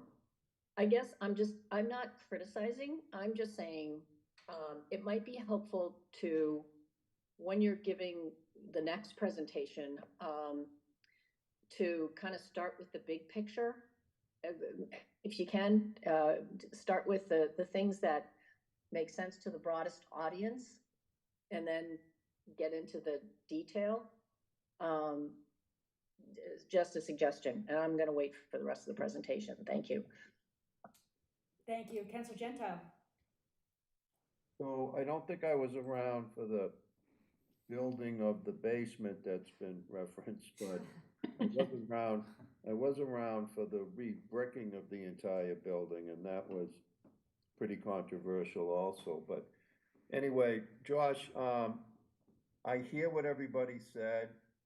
I'm sure we have highly qualified engineers that are working on this. I'm certainly not questioning them, and I know that everybody, you know, fully believes what they're saying and what they're portraying to us as far as, you know, building on this site. But we also got those same assurances at the library. And could you please just take 2 minutes to, because I've heard all kinds of rumors and we never got a report or anything. Can you explain quickly what happened at the library, why we had such, you know, flooding when we had just gone through all that work? Sure, I can give you my observations. Again, I'm not a civil engineer. I will say that up front. That's why we hire people like Horsley Witten, but I was out there when the rain occurred. So at the library, the system was designed properly, but what you had happen was there was such a large amount of rain in a short period of time that where that system discharges to, meaning the ponds in front of City Hall, were beyond capacity. So there was nowhere for the water to go. So to get into a situation like that, I mean, that's the big picture there. So everything that was designed and engineered at the library was designed and engineered properly, but the water has to have some place to go. If it doesn't matter what you do for engineering, it doesn't have anywhere for it to go. To correlate that to our site here, for something like that to occur, we would need to see, as I mentioned, an extraordinary amount of rain to the point where you would have square miles jeopardized in Newton. And, you know, that certainly is something that we should be factoring in and considering and planning for. But when you're talking about those level of events, I think our concerns are going to be multifaceted. We have a lot of schools throughout the city, a lot of other municipal buildings, a lot of residential and commercial properties that would be jeopardized in an extreme situation like that. Josh, if I could just add to that, you are right, the City Hall, I mean, the library parking lot has worked as designed for 99.5% of rainfall events. It is working extremely well. The City Hall ponds have a lot of silt in them, and those ponds were just, as you know, probably seen the pictures, the water was way up on the lawn, all the way up almost to the top here. And so there was nowhere for the water to go. And so, you know, one thing we're looking at here on this site is to make sure that these intermittent stream areas are cleared in such a way that they don't back up. And so that, you know, we're not going to have those problems. Jennifer Steele has been looking very carefully at this issue. So again, this is totally unrelated to what happened at City Hall Ponds, which is its own unique system here, given how the folks who designed City Hall grounds came up with this pond structure. And then the upstream watershed became much more developed. Newton Center drains right into there. And so, you know, you're getting a much flashier watershed and impacts on these ponds, which just backs up the parking lot and Homer Street here as well. So very different situation, but, you know, it's a good question. Thanks. So my follow-up, and this should be my last one on this subject, is I understand that the water had no place to go, and I was, you know, at City Hall. So I was going to ask, you know, how do we assure ourselves that we won't have the same problem at this site where the water has no place to go? And I think that Jonathan started to answer it by saying that there's going to need to be certain maintenance done around the area to make sure that these streams are cleared. And we don't have a great track record in that regard, not because people aren't willing to do the work. It's like you can only do so much, and we have so many of these kinds of situations in the city, and we always tend to fall behind. So is that the case, that we're gonna be, needing to, be working on these streams and maintaining these streams for being clear and so forth, or is that the answer? It's part of the answer, yes, Counselor. We are going to need to, especially near critical infrastructure, to the degree that we can maintain these facilities and these streams, we need to. City Hall Ponds, as I think you all know, we tried to get the silt taken out this last year. The bidding didn't go as planned, and we had huge challenges with federal permitting for some strange reasons. So that is hopefully going to move forward through a bid very soon. But you're right. We are going to need, especially where we have critical infrastructure and homes, it is something we're going to need to keep an eye on and deal with. Okay. Thank you very much. I would like to continue with the presentation unless I see both Councilor Crossley and Councilor Norton have their hands up. Can that wait till the end of the presentation? I do want to respond to one thing, because this really is important. We're going to make a decision here that is going to be very impactful. So Jonathan said that the storm on August 8th was 4 inches. I'm looking at the mayor's update, which said it was 2.77 inches of rain in less than 2 hours. Needham sent out a notice that same day that they saw 9 inches of rain, and they called it a 1,000-year storm. And at the Concom meeting, Julia Malicki asked Horsley Witten, what if we saw a storm like that? What would happen at this site? And they said it would flood. So I'm actually not criticizing Horsley Witten. I think we've asked them to build a school with the best engineering they can in a former wetland. When climate change has already brought more water, it's going to bring an extraordinarily higher volume of water in the coming years and decades.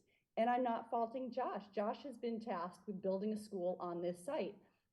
I'm just urging all of us to keep in mind, between us and Mother Nature is going to win. And this was a wetland. That is where water is going back to. And we can't wish that away. And I don't believe that the data shows that we can engineer it away in this site. That is how we have built a city. That's how all Massachusetts has got built up, in the entire country, is engineering water away. And that mindset is not going to work anymore. So I get that this school is going to be built, and I think that the folks in charge of doing that are going to do their very best. I just don't think that's going to be good enough.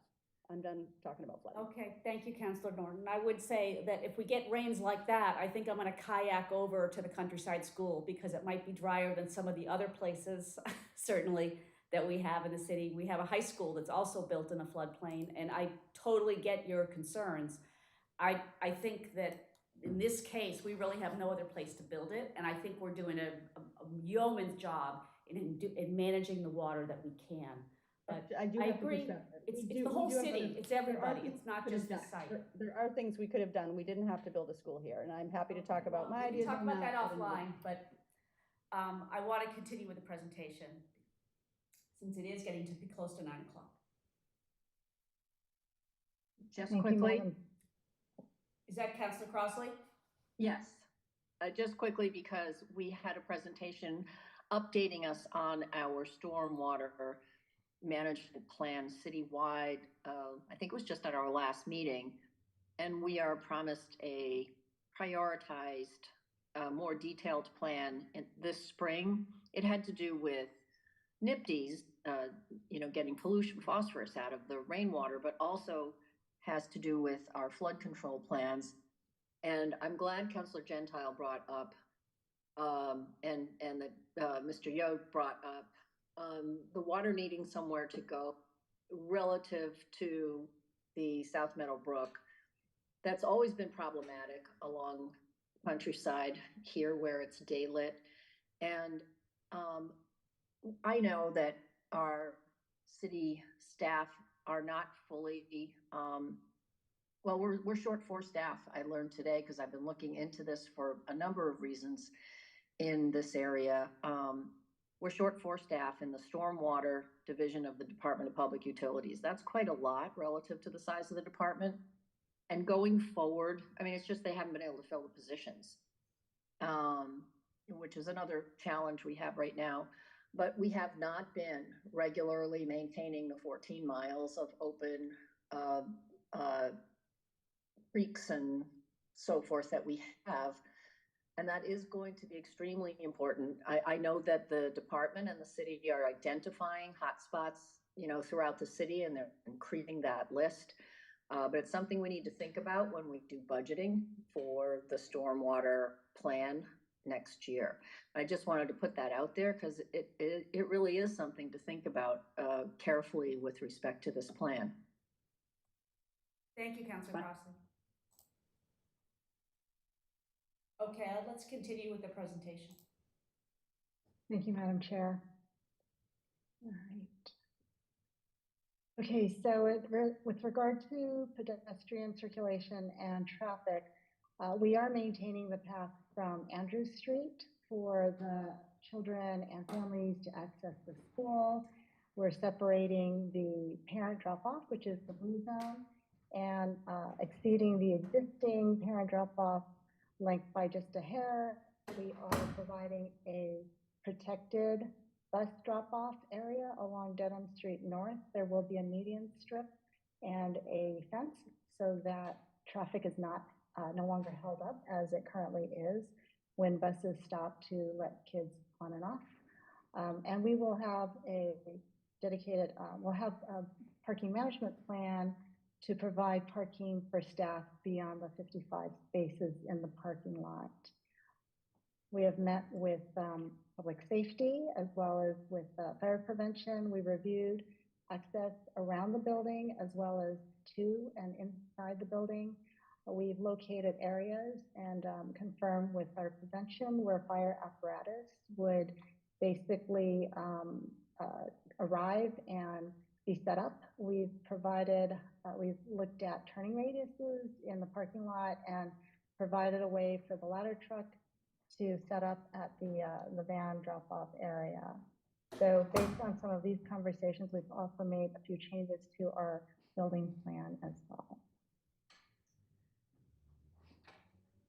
So the building remains an L shape. It really does provide a nice compact footprint on the site and embraces the site, kind of defines the play area. We have been looking at access to and from the building from the playground, and we're just it's been a really great collaborative effort in working with the school department, with the school staff, as well as others to look at how we can provide universal access. So we've been able to create a ramp system that provides the same way in and out for everyone from the playground to the entrance from the playground side. There are two entrances, there are two main entrances to the building, one from that playground side, as well as one from the street side, from Dedham Street North and Walnut Street. They both lead to the same lobby. There is an ability for folks in the main office to be able to have eyes at both entrances. The elevator is centrally located. The building is 100% accessible. And it's really subdivided into two wings. The academic wing has a north-south orientation for windows, which is really the best, it provides the best way we can control glare and sunlight. The other wing, it's kind of a reverse L, is where the community would access, and we're able to then lock off the academic areas when the community is using the building during off hours. The community wing really consists of the gymnasium and the cafetorium. There are doors that lead directly in and out of the cafetorium. It's going to be used much for after school programs. And so parents are able to park in the staff parking lot at that point and be able to pick up their children from the playground side. It is a 3-story building. Kindergarten's on the first floor, and the second floor would house the first and second grade classrooms. Every classroom is organized around a project area. For those of you who might be familiar with Service, this is the model that they use. It's one project area that provides a space for collaboration and small group learning, as well as project-based learning. The media center is on the second floor, right across from the art. It gives us a great opportunity to create kind of a gallery area where we can have display cases and areas where children can display their artwork. And then on the third floor is primarily academic with some supporting SPED offices. So we have 3 grades actually on the third floor. Each grade again has a dedicated open project area where it allows classrooms to be able to see each other from across the hallway. This is also designed in such a way where if we have a bubble class, one year the classrooms are designed identically, so grades can move around as the need arises. So in discussing the layout with the fire department, we confirmed we do have a stair that goes all the way up to the roof along Dedham Street East. The fire department did ask for an additional access through the stair that faces the west. So we're able to provide a roof hatch and a stair that goes partway up, and then they can access through a ladder. We'll also be providing hydrants so that they can connect to a hose to that hydrant in case there are issues up on the roof. The roof is designed to support photovoltaic panels, so it's PV ready, and the site will be coordinated with potential PV panels on the canopies on the parking lot. So as part of the schematic design phase, we did look at several different kinds of HVAC systems, heating, cooling, and ventilation. Where we landed, which is really exciting, is an all-electric system, VRF system, that is supported with ground source heat pumps, also known as geothermal wells. So not sure if any of you have driven by Countryside in the last week, but we were able to have a test well drilled, and what it's going to tell us is how many wells we are going to need to support this a school of this size. We are currently sizing the system for 76 wells.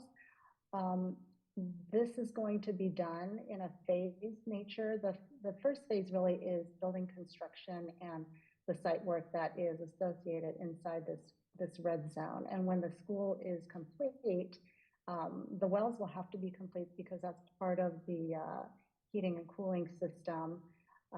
The kids will then move over to the new school, and then we'll be able to tear down the old school and finish up the site work with the playground and the fields.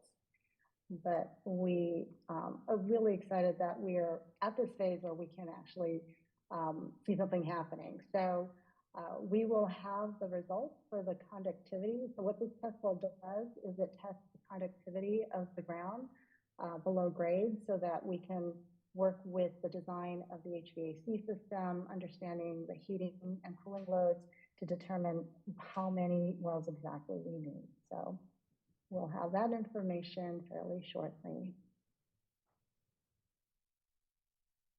And we have also been looking at how the building looks. What do windows look like? What do the materials look like?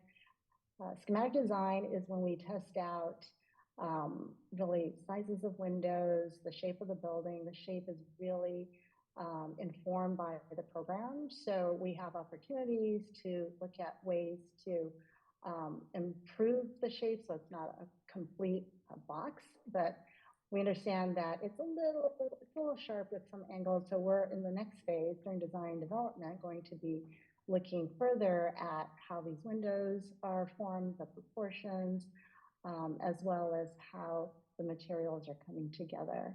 What we do know is that it's going to be primarily a masonry, a brick building with different colors of brick, different sizes. We'll have some metal panels to augment the brick, and we'll just look at ways of how to define the windows so that it has some activity to them. We don't want it to look like a factory, right? We want it to have a little bit of fun, but knowing that we also want the building to feel very natural. So as we design the building, we're looking at all the faces. I'm going to take you around clockwise by walking backwards around the building. And so that was front entrance. And now we're walking backwards down the street, Dedham Street East, heading south. And this is the loading dock area, and behind the screen will be the generator. If we kind of scooch around to the front, you'll see that it's screening the generator, and we'll be able to plant some evergreens to shield and to really try to hide the nice transformer that we'll have to have on site. As we scoot around, we have a view of the loading dock area, and Janet did mention that we do have this tree trench, and we're able to plant shrubs to help with some of the screening as well. Here's a view of the one of the ramps that leads to the entrance from the playground. This is the gym designed so that kids can play wall ball, a really popular sport, especially with 4th and 5th graders. I can speak from experience. And then a view of the ramp from the van drop-off and parking area. And here is the other ramp that leads directly from the van drop-off. It is protected by the building overhang. And then a view from Dedham Street North. These are the trees that we're able to protect and maintain, the very mature oaks. So in the spring and summer, you won't see too much of the school. When the leaves fall, you will see more of the school. Then a view looking back up westward along Dedham Street North. And then back again to the main entrance. All right, Madam Chair, that is it for our presentation. We're happy to answer questions. Thank you very much, Ms. Lowe. Really appreciate that presentation. It went into quite a bit of detail. So I'm gonna see, can you see if there's any, I can't see the hands right now. Doesn't seem to be any. Okay, there don't appear to be any more hands up right now. So in that case, I would entertain a motion to hold this item. So moved. Okay, Councillor Kalis has moved to hold. All those in favor, please say aye. Aye. Are there any abstentions or any nays? Okay, thank you very much. I appreciate everybody that contributed to the presentation. It was very informative. Thank you. Thank you. Thank you. Good night. Good night. Thank So you. we have 2 more items, which I don't think will take quite as much time. 326-23, this is to appropriate funds for Phase 3 of the Gath Memorial renovation project. And the CPC is requesting authorization to appropriate and expend the sum of $1,200,000 for a total of $7,034,362. So anyway, you get the general idea. I'm gonna welcome our staff from the CPA. We have Laura Kritzer and our Luis Perez de Morizzi from the Parks and Recreation Department. Welcome. So who is gonna present on this? I think I'm going to be presenting, Susan Lunan, Vice Chair of the CPC. Oh, Ms. Lunan, okay, sorry, I didn't realize you were the Vice Chair. I'm not totally up on everyone who was on the CPC, so thank you for letting me know. Okay, I think that Lara has a screen share for us. Lara? Hold on just a sec. Okay, there you go. All right, if I may begin, Madam Chair. Please go ahead. Okay, thank you. In June of 2023, the CPC did recommend funding to bond the construction of the new Gath Memorial Pool Complex. And I have to mention here that we voted unanimously to accept this proposal because it's such an important project. And over the summer, when the city only received a single qualified bid that was higher than originally expected, we again voted unanimously to fund that. And the funding in the next slide, please. The additional funding is requested to complete phase 3, which includes the construction of 2 new swimming pools and their associated decks, the reconstruction and renovation of the existing bathhouse, new mechanical and support equipment for this facility. It's also more efficient. And construction of a new accessible spray deck and a redesign of the overall facility for improved accessibility and usability. It also meets the current requirements for accessibility. Can we go to the next slide? Thank you. We recommend that the existing debt authorization be increased by $1,200,000 for a total amount of $7,034,362 for phase 3 construction. The bonds will be issued for 30 years, and the future payments for the bonds will be taken from the CPA current year undesignated fund.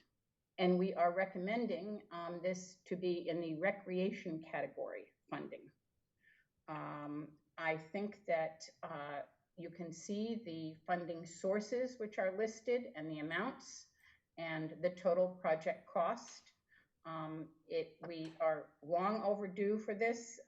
It's a very exciting addition for the city of Newton and the Recreation Department, and Luis Demorazzi and Nicole Banks have given us very concise plans, and it's quite explicit. We, again, I have to mention, unanimously voted to accept this. So I can turn it over now to the Recreation Department representatives if there are any questions or discussion. Thank you very much, Ms. Lunan. So does, Luis, are you going to be, anything you want to contribute to this conversation right now, or? Sure. Thank you all for having us here. I also want to acknowledge Commissioner Banks and Commissioner Morse, and as well as Alex Valcarce and Rafiq, who couldn't make it tonight, but just part of the team, and we're very excited. For the pool's already breaking ground. As many of you attended the ceremony. The Dane Middle School kids are having a blast watching the wrecking ball drop on the pool deck and the actual pools themselves. The deep end is a little thicker in terms of concrete, so it's giving them a run for the money, but the kids are having a blast watching it. So with that, we are here to answer any questions regarding the funding. I believe we also have another item on the docket for an additional $300K related to the pool. So with that, just wanted to hand it over to the committee for any questions. Thank you very much. Councilor Kalis, I see you have your hand up. Yeah, just a quick question. I assume this will go to finance, and this type of question would be at finance, but is this basically what we anticipated in terms of the schedule and asking these amounts? Meaning, sorry, the money go ahead. that you're requesting. No, it's all good. So schedule-wise, I would say yes. Just a quick refresher, we met with the city council. I think the project kicked off early in 2022. And we agreed with all of you who expressed interest in us moving as quickly as we can to move this project forward, not only because of the failing condition of the pool, but also to limit the downtime of the pool facilities. We moved quickly to make that happen. If folks may remember, last summer, the project was presented at about $11.5 million. We worked hard with the community and all the stakeholders, several updates with the city council, and we were able to build consensus on an approach that was universally accepted, I believe, and we were able to do it in a very cost-effective manner. Ultimately, when the bids came in, they came in a bit higher, not terribly surprising in this market, but again, well below what we thought we might be at last summer. And as far as timing, we have a short duration project.